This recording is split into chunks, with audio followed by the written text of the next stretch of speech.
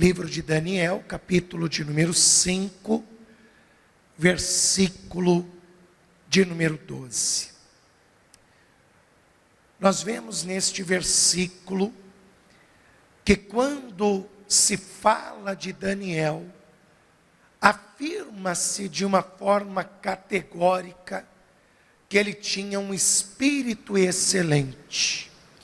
Ele diz assim: porquanto se achou neste Daniel um espírito excelente, e ciência, e entendimento, interpretando sonhos, e explicando enigmas, e solvendo dúvidas, ao qual o rei pôs o nome de Beltesazar.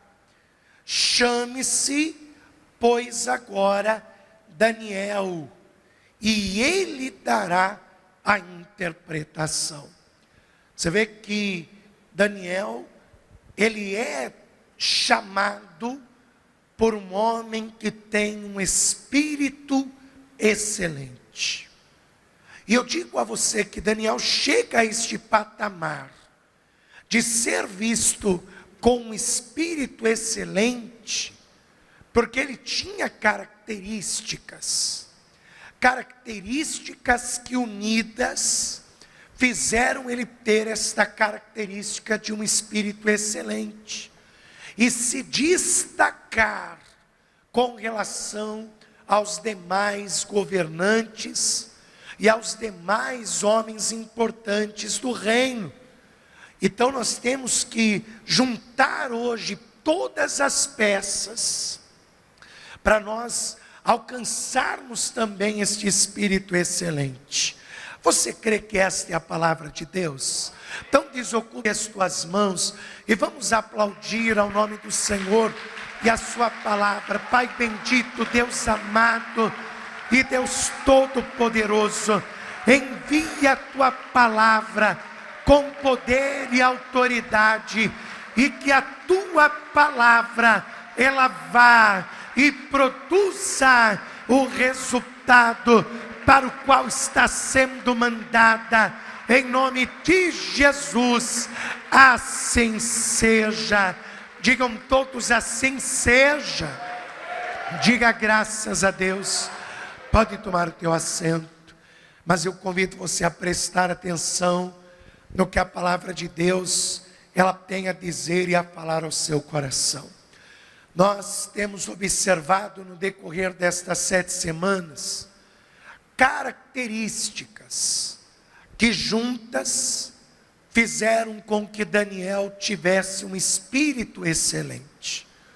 E cada característica que nós vimos no decorrer destas 7 semanas, é uma peça necessária na vida do homem e da mulher que quer se destacar no ambiente de trabalho, que quer se destacar diante dos seus competidores.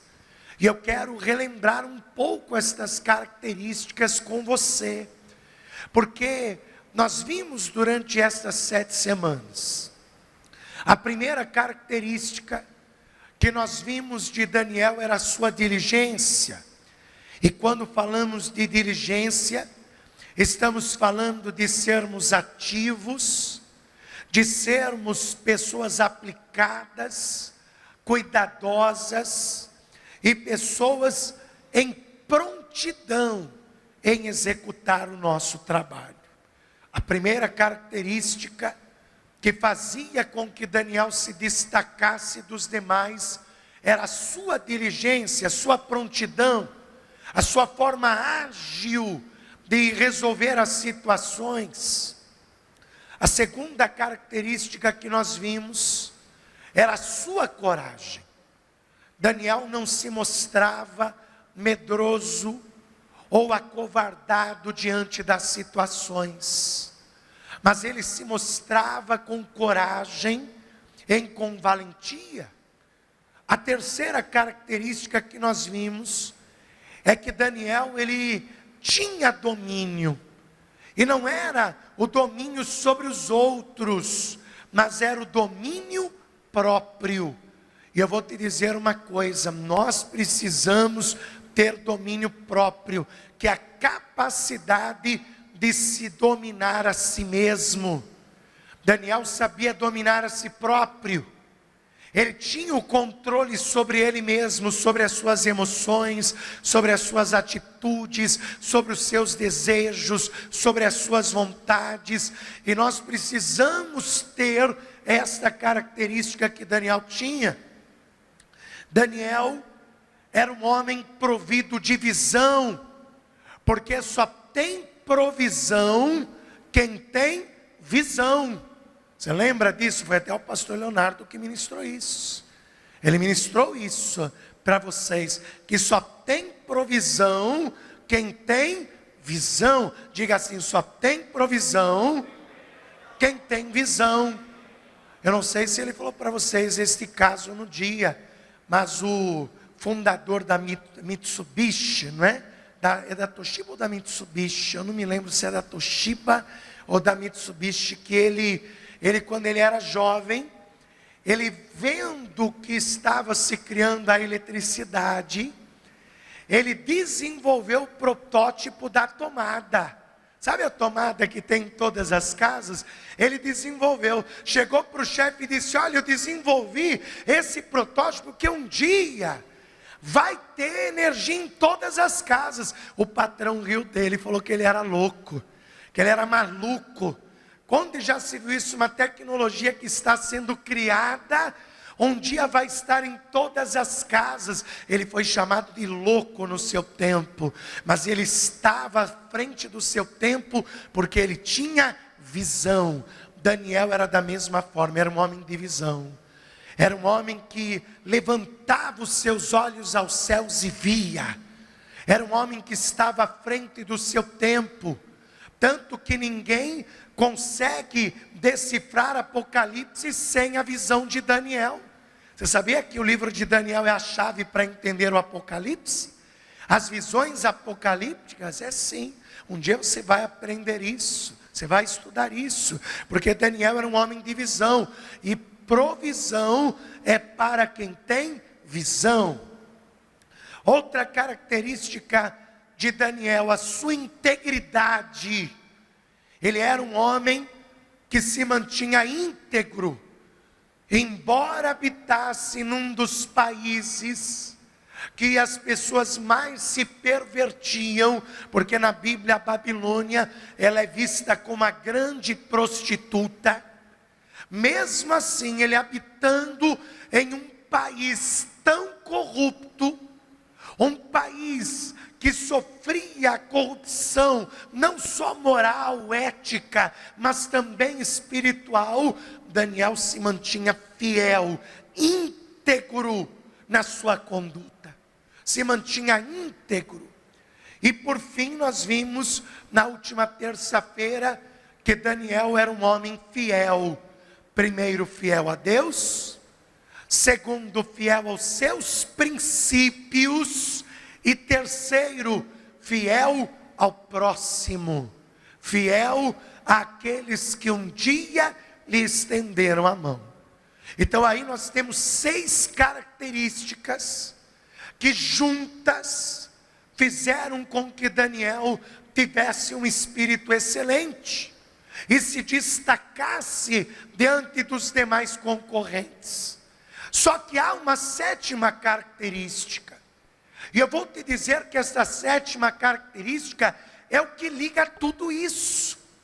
A 7ª característica é a liga, é a cola. É o que eu e você precisamos ter para que todos estes ensinamentos se tornem funcionais na nossa vida. E qual é a 7ª característica? E esta 7ª característica não pode faltar na vida do homem e da mulher que quer ser bem-sucedido.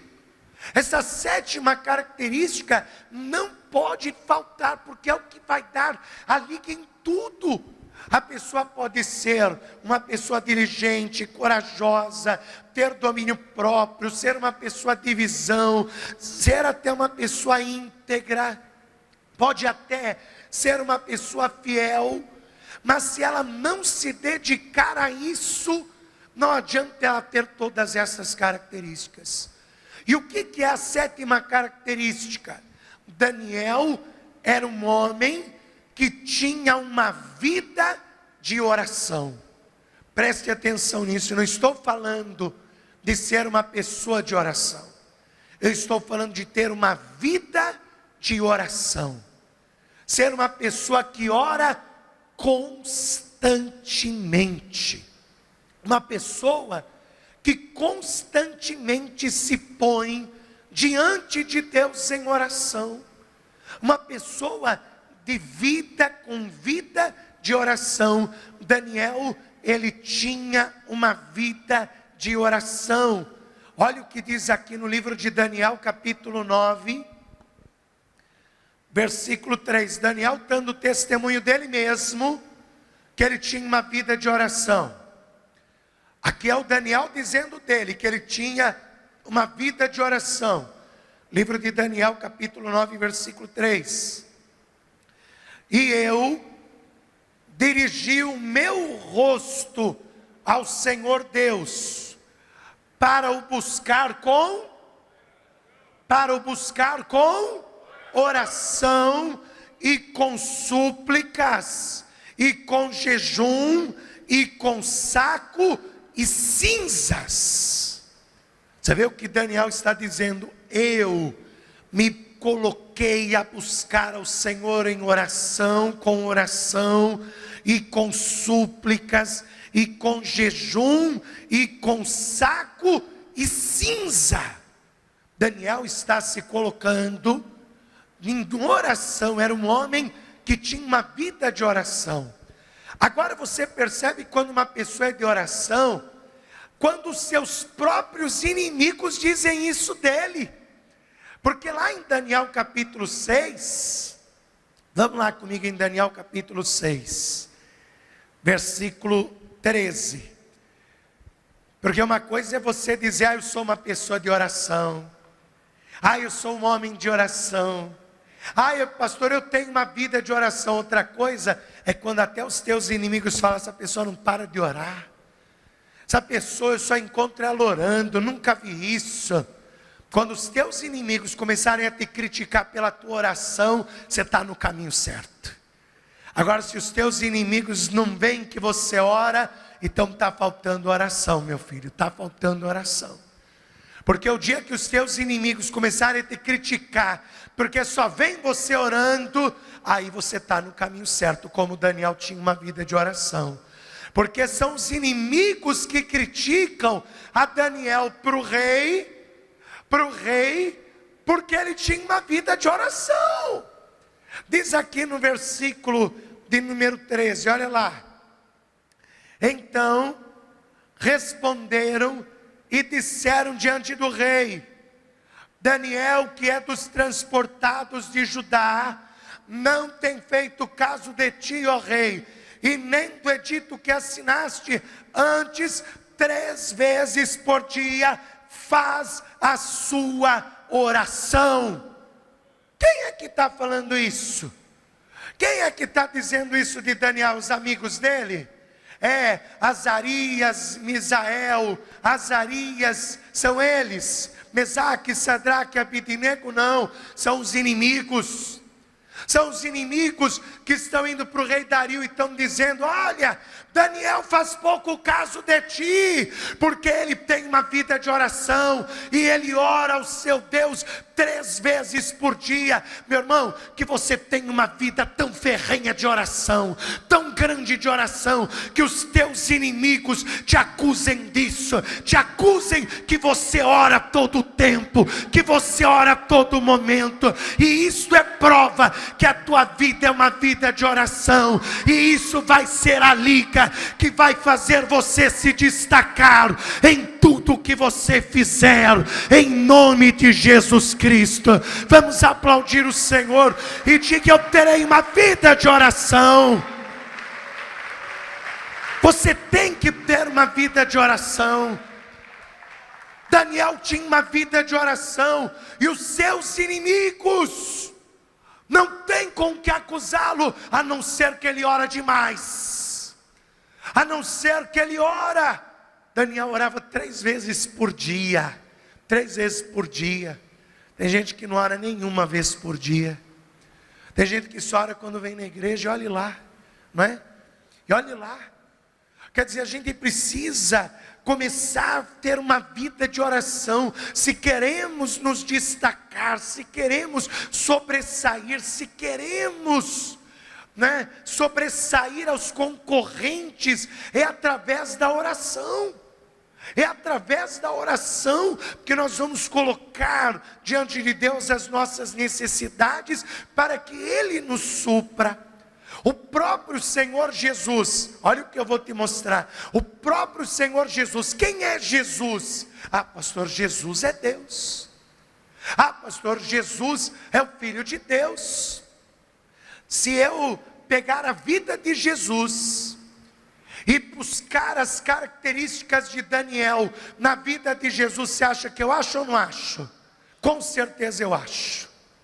Se eu procurar na vida de Jesus diligência, eu vou achar diligência.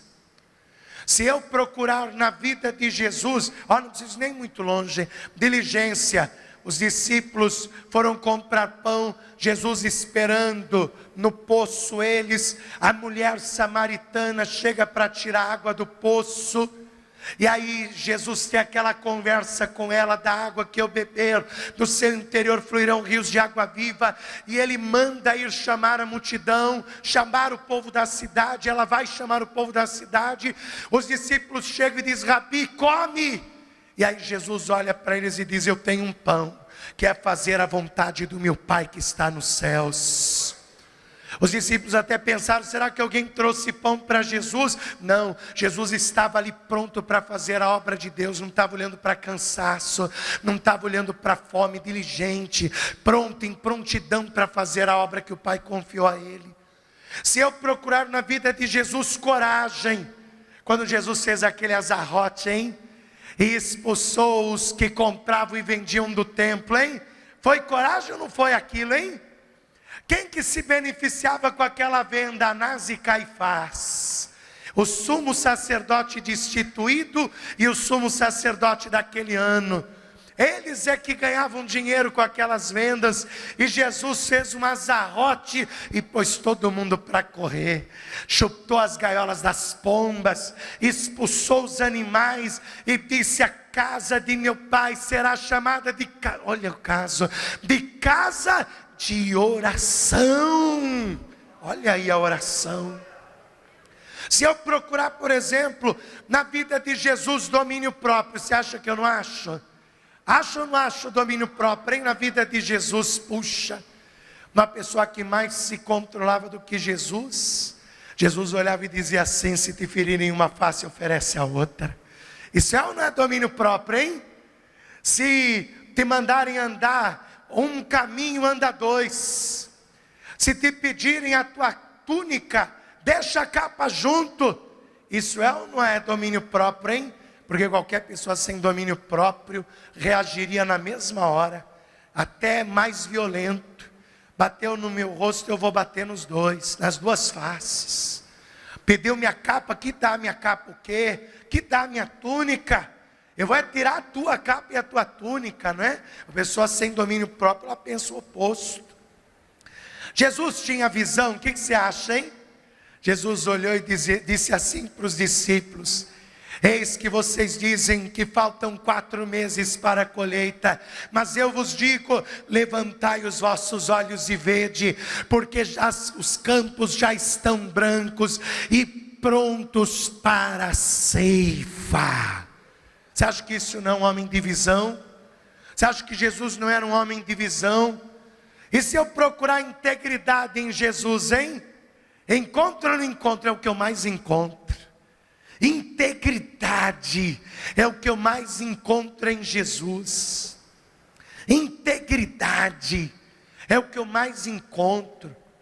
Jesus diante de Pilatos, Jesus diante de Herodes, ele mantendo a sua integridade, mantendo-se íntegro diante daqueles homens, diante do homem que matou o seu primo, porque Herodes entregou a cabeça de João Batista, que era primo de Jesus, numa bandeja.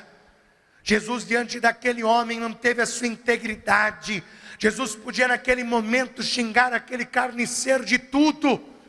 Você matou o meu primo, você matou ele, decapitou-o, entregou a cabeça dele numa bandeja para uma prostituta, um homem santo, porque Jesus disse: dos nascidos de mulher, o homem mais digno que andou sobre a terra foi João Batista. Jesus disse isso. Estou falando palavras de Jesus. Dos nascidos de mulher, não houve homem maior do que João Batista. Jesus podia naquele momento perder a sua integridade e amaldiçoar Herodes ao fogo do inferno, porque Herodes queria ver um bobo de circo, mas Jesus se manteve ali, íntegro, diante daquele homem. E fidelidade, hein? Está escrito que Jesus foi fiel até a morte de cruz, fiel até a morte. E olha, Jesus, apesar de ter todas essas características, e ser Deus, e ser o Filho de Deus, Jesus tinha uma vida de oração. Pastor, Jesus tinha uma vida de oração? Tinha. Olha isso aqui no Evangelho de Lucas, capítulo de número 6, versículo de número 12. Que interessante, né? Quando nós vimos os inimigos acusando Daniel de oração, da oração, foi em Daniel 6,13. E em Lucas 6,12 diz que Jesus tinha uma vida de oração. Interessante, né? Tem gente que acha que tudo isso é coincidência. Não, não é coincidência não. Evangelho de Lucas capítulo 6, versículo 12. E aconteceu naqueles dias que subiu Jesus ao monte a orar. Olha só, Jesus subiu ao monte a orar e passou a noite fazendo o quê? Em oração a Deus. Há vários momentos na Bíblia, vários momentos, que eu encontro Jesus mandando os discípulos prosseguirem, porque ele iria subir ao monte para orar, ou porque ele iria num lugar deserto para orar, ou porque ele iria se colocar diante de Deus para orar. Então veja, Jesus é Deus, Jesus é o Filho de Deus, Jesus tem as mesmas características que Daniel tinha, e Jesus tinha também uma vida de oração. E não só tinha uma vida de oração, mas como também incentivava os seus discípulos a terem uma vida de oração. Nós lemos, por exemplo, no Evangelho de Lucas, capítulo de número 22, no versículo 45, Evangelho de Lucas, capítulo 22, versículo 45.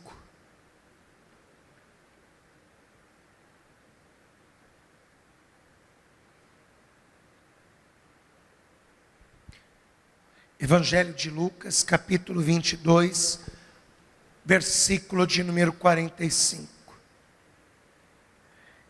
E levantando-se Jesus da sua oração, porque Jesus estava orando, eles estavam no Getsemane, e Jesus está fazendo a sua oração mais à frente. Jesus passa em torno de 1 hora de oração, e aí ele volta. Levantando-se, Jesus da oração, foi ter com seus discípulos, e achou-os dormindo de tristeza. E disse-lhes Jesus: por que estáis dormindo? levantai-vos e orai, para que não entreis em... Levantai e orai, para que não entreis em tentação. Quer dizer, Jesus, ele compreendia e incentivava os seus discípulos a ter uma vida de oração. Quer ver mais isso? Evangelho de Lucas capítulo 18. Evangelho de Lucas capítulo 18. Jesus vai contar uma parábola, e o foco desta parábola, para que Jesus vai contar a parábola do juiz iníquo? Do juiz iníquo, a mulher, a viúva, que todos os dias está na porta daquele juiz que não teme a Deus nem aos homens, e ela está perseverando, batendo na sua porta e pedindo para que ele julgue e advogue a sua causa. Por que Jesus contou esta parábola? Versículo 1 diz por quê? E contou-lhes também uma parábola sobre o dever de orar sempre. Prestou atenção que a oração é um dever? O dever de orar sempre. A oração é um dever. A oração não é um lazer. A oração é um dever. Uma vida de oração é um dever. Sobre o dever de orar sempre e nunca desfalecer. Nunca desfalecer. Em outras palavras, nunca desistir. A palavra desistir tem que ser riscada do nosso vocabulário. A palavra desistir, ela não pode existir na nossa língua, não pode existir na nossa boca. E a oração tem que ser para nós um dever. Diga assim: a oração tem que ser um dever na minha vida, porque a oração, munida a todas estas características, é que vai fazer você se destacar e ser um trabalhador com excelência, para que o nome do Senhor Jesus seja glorificado. Vamos aplaudir o Senhor e se coloque de pé no seu lugar. Fique de pé no seu lugar.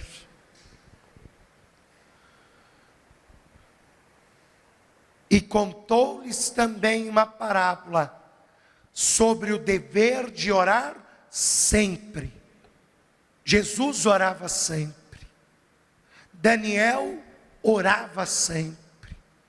E nós que queremos nos destacar, temos que também termos uma vida de oração. Temos que buscar uma vida de oração. Não estou falando de orar de vez em quando, de orar só quando nos é conveniente, mas eu estou dizendo uma vida de oração, ou seja, orar em todo o tempo. Ah, pastor, mas como que eu vou orar em todo o tempo? Eu tenho que trabalhar, eu trabalho dirigindo. Como que eu vou estar lá de olho fechado, dirigindo e orando? Pastor, como que eu vou parar o meu serviço para orar? Não tem como. Oh, pastor, eu tenho que cuidar da minha casa. Como que eu vou parar de cuidar da minha casa para ficar em oração? Meu irmão, você não precisa fechar os olhos para orar. Você não precisa parar a sua atividade, o seu trabalho para orar. Você pode orar aqui com Deus, ter a tua mente ligada com Deus. Uma vida contínua de oração.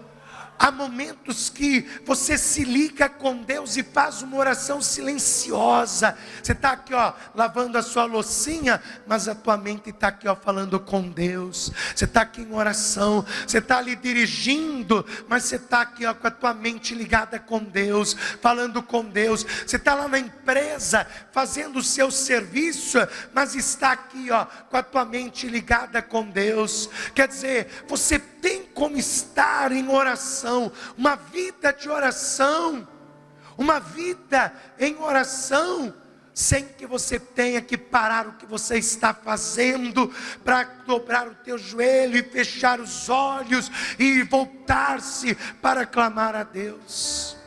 O dia que você aprender que ter uma vida de oração é mais do que só dobrar os joelhos num momento e fechar os olhos e falar com Deus, mas é caminhar em oração, é ter uma vida constante de oração, orar em todo o tempo, orar em todos os momentos.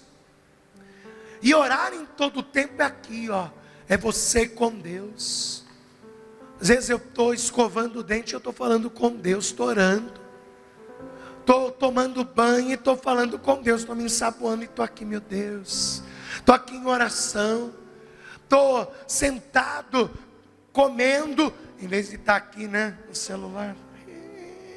Estou aqui, estou comendo, mas eu estou aqui ligado com Deus. Estou falando com o Senhor, estou falando com Deus. Você está entendendo, meu irmão? O que é ter uma vida de oração? É estar ligado com Deus constantemente em oração. Essa é a liga que vai fazer todas as outras características funcionarem na tua vida. Essa é a liga, uma vida de oração. Daniel tinha uma vida de oração. Jesus tinha uma vida de oração. Por que você acha que Jesus orava de olhos abertos? Quem tem uma vida de oração não precisa fechar os olhos para orar, porque ele tem uma vida de oração. Jesus tinha uma vida de oração. Eu vejo, por exemplo, ele diante da sepultura de Lázaro. Lázaro morto há 4 dias. Ele levanta os olhos aos céus e ele diz: Pai, graças eu te dou porque me ouves. Mas eu não digo isso por causa de mim, mas eu digo isso por causa da multidão, para que creiam que tu me ouves. E aí Jesus olha para a sepultura e ele diz: Lázaro, sai para fora, e o defunto vem ressuscitado. Você está entendendo? Quer dizer, quem tem vida com Deus, vida de oração, ora até de olhos abertos.